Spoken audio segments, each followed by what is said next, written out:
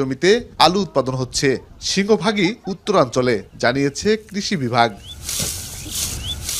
মাঠ ভরা আলুর ফসল, এর মধ্যে কিছু ফলন চাষিরা ঘরে তুলতে শুরু করেছে। গেল কয়েক বছর ধরেই উত্তরের জেলাগুলোতে আলুর ভালো ফলন হলেও বড় লোকসানে কৃষক।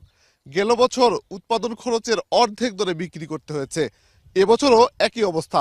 এমন পরিস্থিতি থেকে ঘুরে দাঁড়াতে সরকারকে কার্যকর পদক্ষেপ নেয়ার দাবি জানিয়েছেন ভুক্তভোগী চাষিরা। শফিক ছোটন, যমুনা নিউজ, নওগাঁ। দেশে তরমুজ উৎপাদনের শীর্ষ জেলা পটুয়াখালীতে এখন উৎসবের আমেজ। আমন ধান ঘরে তোলার পরপরই উপকূলের বিস্তীর্ণ ফসলি মাঠ এখন ছেয়ে গেছে তরমুজের কচি চারায়।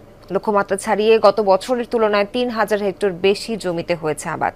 সবকিছু ঠিক থাকলে এবারও মিলবে বাম্পার ফলন।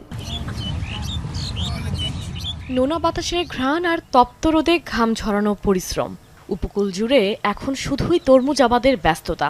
আমন ধান ঘরে তোলার রেশ কাটতে না কাটতেই কোমর বেঁধে মাঠে নেমেছেন চাষিরা। দেশের তরমুজ উৎপাদনের কেন্দ্র বলা হয় এই জেলাকে। বিশেষ করে রাঙ্গাবালী ও গলাচিপা উপজেলার দিগন্তজোড়া মাঠ এখন প্রস্তুত হচ্ছে সবুজ বিপ্লবের জন্য। শিশু থেকে বৃদ্ধ পরিবারের সবাই এখন ব্যস্ত চারার পরিচর্যায়। গত কয়েক বছর ধরেই এই অঞ্চলে তরমুজ চাষের লাভের মুখ দেখছেন কৃষক। তাই এবারও গত বছরের তুলনায় অনেক বেশি জমিতে আবাদ শুরু হয়েছে। 12 লাখ টাকা করছে, ওই উপার দিয়ে দিয়েছে 12 লাখ টাকা বেচে করছে।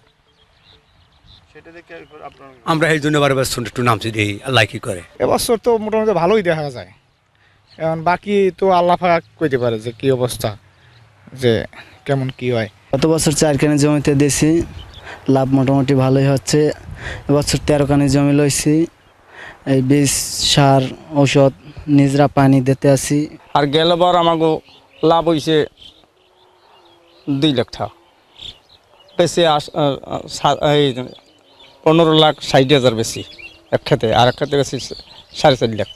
সরকারি হিসেবে গত বছর জেলায় তরমুজ চাষ হয়েছিল 27,326 হেক্টর জমিতে। তবে